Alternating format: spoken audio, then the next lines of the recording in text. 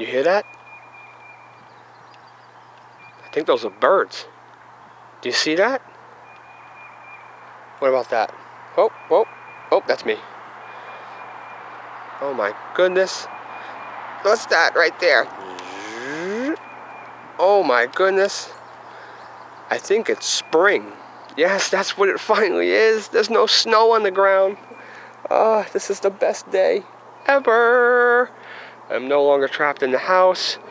It is now in the 60s, and it's time to rock and roll and start getting the garden ready for this year. And this year we're going to do something a little different. We're going to do the square foot gardening method with the raised planter beds. And since I have nasty clay soil here, I think it's going to be the best method.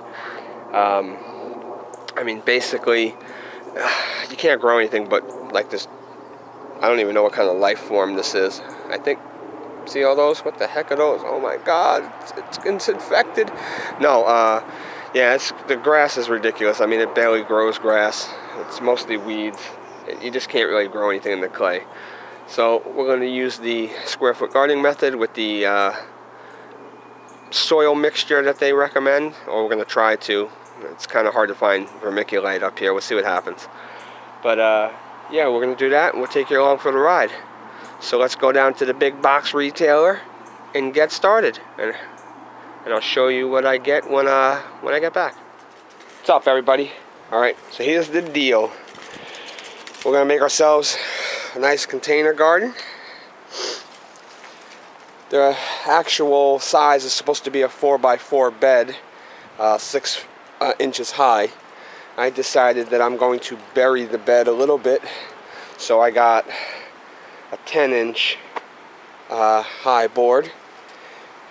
And you know, I think it's better to have them a little deeper anyway, because things like carrots and other stuff are going to require, you know, a deeper bed. And the reason why I'm doing this is because my soil sucks. I have like horrible clay, and the only thing that frickin' clay grows up here good is weeds.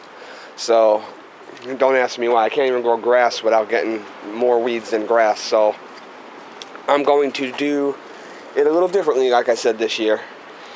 I could not find, well, the recipe for the soil mixture is supposed to be 1/3 peat moss, 1/3 organic compost, and 1/3 vermiculite, coarse ground. And I could not find coarse ground vermiculite anywhere.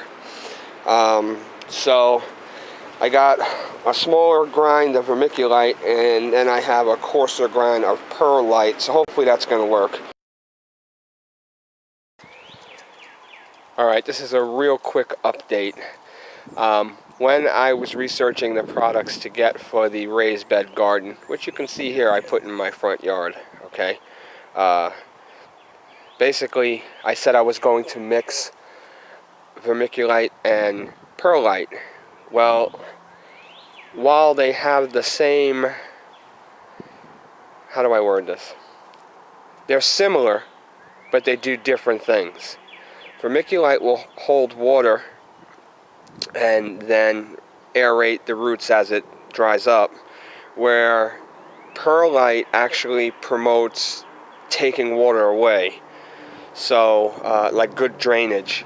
So I returned the perlite, and I got more vermiculite. I thought maybe it was a good idea to get the perlite because it was a more coarse grain, and that's what they're asking for the vermiculite, and we can't find that around here. So I decided, nah, I'd rather just get the fine grain, get what I can get, put a hell of a lot more in it than I need to, and hopefully that works. So, alright, back to the video. I just wanted to throw this in there because it might have got confusing for some people. But we got organic garden soil here for just to start. Vermiculite, perlite. I got some peat moss and some manure because I don't have chickens yet, or rabbits, which is next on the list.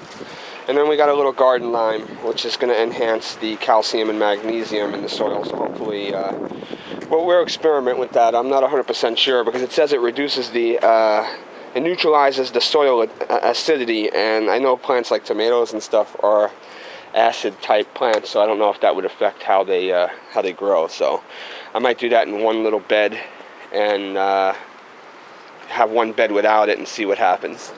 I can always add it next year if I like it. Now, the 4x4 bed is what it says it's supposed to make, so that you have 16 square feet of gardening, basically. And I don't know. I think what I'm going to do is I'm going to make an 8x4 bed, just because I'm a rebel. That's what it really comes down to. No, really, I don't really want to make two small beds. I'm going to make a separate bed for my kids this year to really get them on board and have a little challenge. But, you know, I drive a little small sports car, so it's pretty impressive that I even fit all this in the back of my little car. So I have to make a separate trip, and we'll start the second bed after I do this one. Well, let's get to work. I'm going to cut down one of these, down the 4-foot lengths, and then we'll put them together, and then when we get in the backyard, I will show you the outcome so far. Hopefully I brought enough soil. I tried to calculate it, but I don't think I did. I might have to go back and get a little bit more. Alright, show you what the bed looks like once we put it together. Alright, so there it is. A 4-foot by 8-foot by 10-inch high bed. Let's see what happens. I mean, this year it's about the size of the garden I want, and if this is successful, we're going to add probably 3 or 4 more of these next year. And then what I will add, like I said, I don't know if I mentioned it before, I can't remember now. I'm going to make a strawberry patch. I'm going to make a bed for that, and I'm going to put a secondary frame on top of it with hinges and a screen, so that none of the squirrels or birds or rabbits in the area will come and eat my strawberries when I do it. Sorry for the wind noise. It's a little breezy out here today, but what a beautiful day. So tired of the winter that we had. And then what I'm going to do on top of that is make it so that I can attach either another small frame of plastic or something to winterize it for the winter.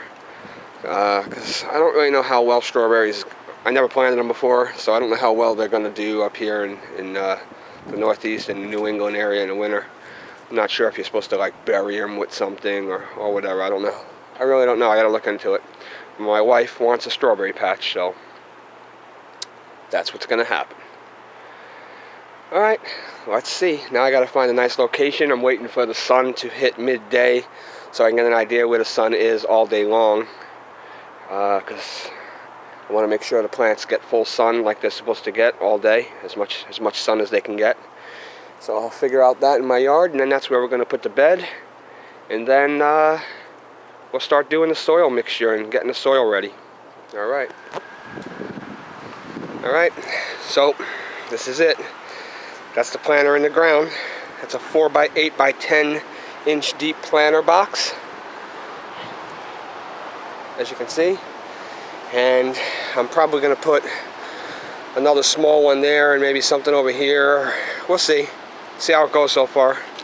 I got big dreams and ideas for this garden. Let's just see what happens. Nobody around here sells the 2 or 4 cubic foot bags of vermiculite, so I just got a ton of them. Hopefully there's enough. It's not the coarse grind like I said before, but it's more fine, but anything's better than nothing. All the peat moss, all of the garden soil, some garden lime, a little bit of poo-poo. Yep. Let's do this.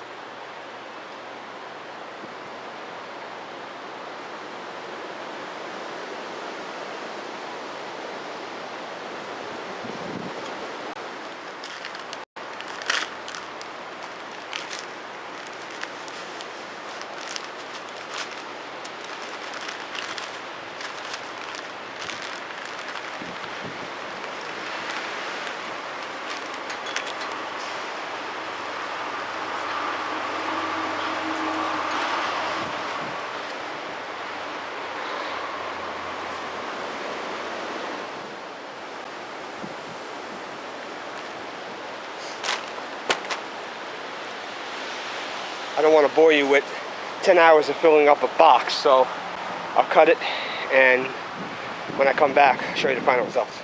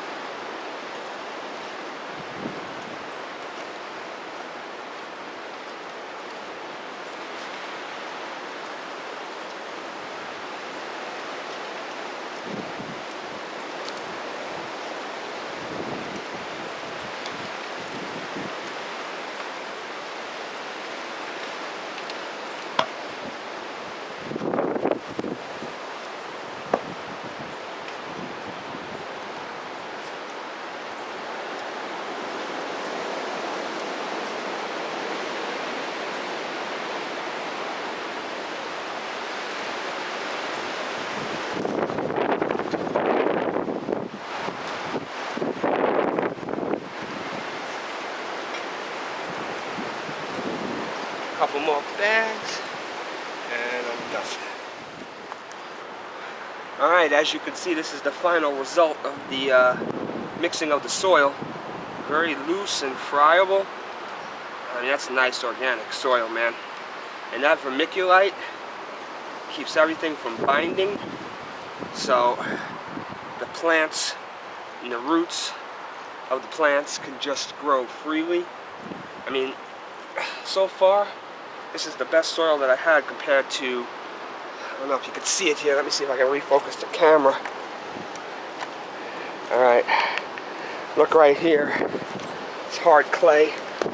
I mean, you can't do anything with that. So, I'm really happy with this. I think this is going to be a really successful garden season. Let's see what happens. I'm going to build in this general area right here. I'm going to build probably, this is a 4 by 8 bed, okay?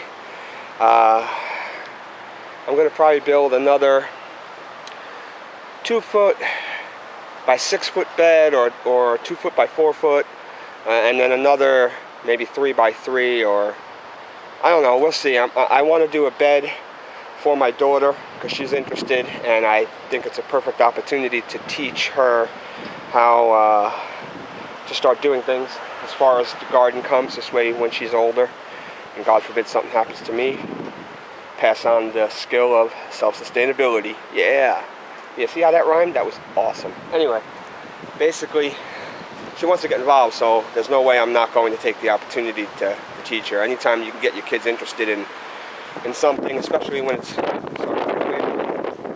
Of course, every time I come out to do something, it gets breezy out here.